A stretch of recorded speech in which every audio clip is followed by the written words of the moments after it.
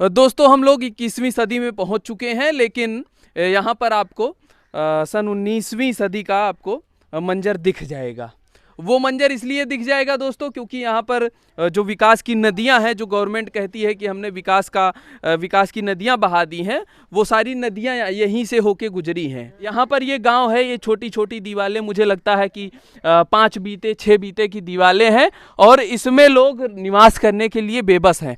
अगर इसमें घुसना है मुझे तो मैं बैठ के घुस सकता हूँ। ऐसे ऐसे घरों में रहने के लिए लोग मजबूर हैं और रह रहे हैं, मजबूर सिर्फ नहीं है, रह रहे हैं यहाँ पर।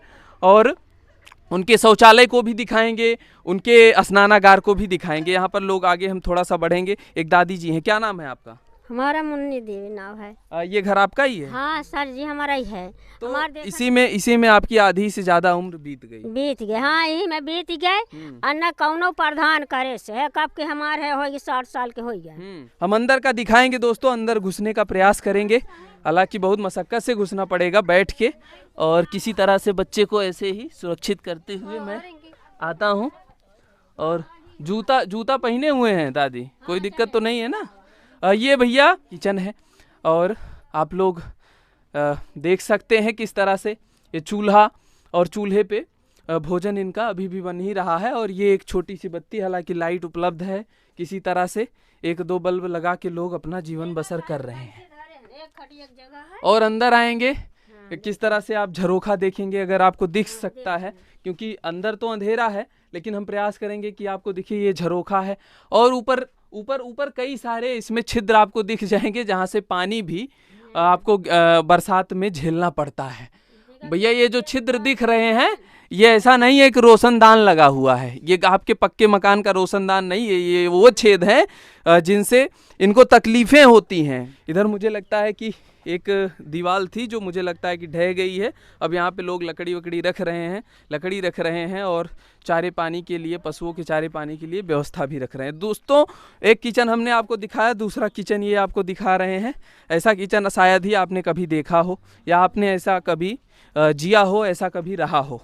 ये देखेंगे बर्तन अभी हमें लगता है भोजन बन चुका है, और ये यहाँ पे भोजन निर्माण हो रहा था। इधर लकड़ियाँ भी रखी हुई हैं, हम आपको दिखाने का प्रयास करेंगे। तो दोस्तों सवाल इसमें यह उठता है कि जो सरकारें बड़े बड़े दावे करती हैं, क्या ये लोग भारत की उन जनसंख्या में काउंट नहीं होते हैं जिनको मूलभूत सुविधाएं मिलना चाहिए? भारत का संविधान भी कहता है दोस्तों कि किसी को भूखा नहीं सोने देंगे, और कोई भी व्यक्ति बिना आवास के और बिना घर के नहीं रहेगा। नाली आप देखिए, स्वयं निर्मित नाली है और किसी तरह से पानी निकलने की व्यवस्था की गई है। ये आप देखिए, स्नानागार देख लीजिए। लोग बीमार पड़ जाएंगे तो इसका जिम्मेदार कौन होगा? लोगों के पास इतनी व्यवस्था भी नहीं है, इतने सक्षम लोग नहीं हैं कि वो अपना इलाज करा पाएंगे। लेकिन यहाँ की ये दशा है। ये हैंडपंप दिखाएंगे, हैंडपंप चला कर भी दिखाएंगे हम। हैंडपंप है, 1-2 राउंड में पानी भी नहीं निकलेगा, जो निकला भी। और ये प्राइवेट हैंडपंप है। बोल रहे थे एक सरकारी लगा भी था तो उसको भी उखड़वा ले गए।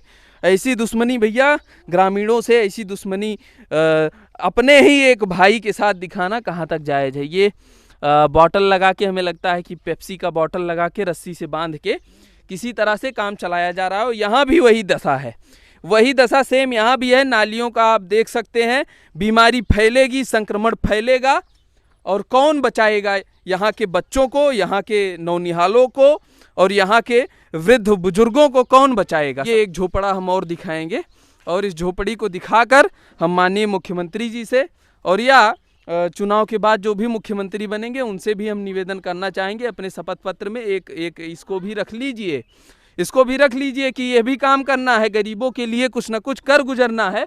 अंदर भी हम ऐसे बैठ के ही दिखाएंगे, अंदर जाएंगे नहीं बहुत ज़्यादा, और दिखाएंगे। ये यहाँ पर राशन की बोरी है, और ये एक कमरा बना के किसी तरह से लोग अपना जीवन बसर कर रहे हैं। 21वीं सदी, हर देश आसमान में अपना झंडा गाड़ रहा है, और एक के बाद एक स्पेस यान भेजे जा रहे हैं। वहाँ पे रहने की व्यवस्था की जा रही है, और इस पृथ्वी पर ही रहने की सही से मूलभूत सुविधाएं नहीं उपलब्ध हो पा रही हैं। पृथ्वी पर ही रहने की पूरी व्यवस्था नहीं की जा पा रही है।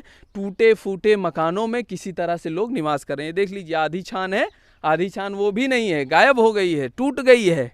लेकिन लोग रहने के लिए विवश हैं, करें भी क्या करें, जीवन भगवान ने दे दिया है तो किसी तरह से जीना है। ये इनका स्नानागार देख लीजिए। और भैया खुले में शौच नहीं करना है, खुले में स्नान नहीं करना है और गंदगी को भगाना है।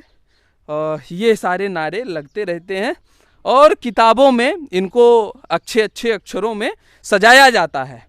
उन किताबों का महत्व भी मैं आज जानना चाहूँगा यहाँ पर, कैसे उन किताबों का महत्व निकाला जाए, कैसे उन वायदों को समझा जाए। हमारे यहाँ सर 95 से कोई काम नहीं हुआ, किसी की सरकार आई यहाँ तो न लैट्रिन बनी, न तो नाली, न खड़ंजा, कोई व्यवस्था नहीं है। अच्छा, 95 के बाद से कुछ नहीं हुआ है। इतनी बड़ी दुश्मनी काहे के लिए सब आपसे निकाला? अब हम लोग क्या जाने सर। क्या नाम है आपका दादी? निर्मला। हाँ? निर्मला।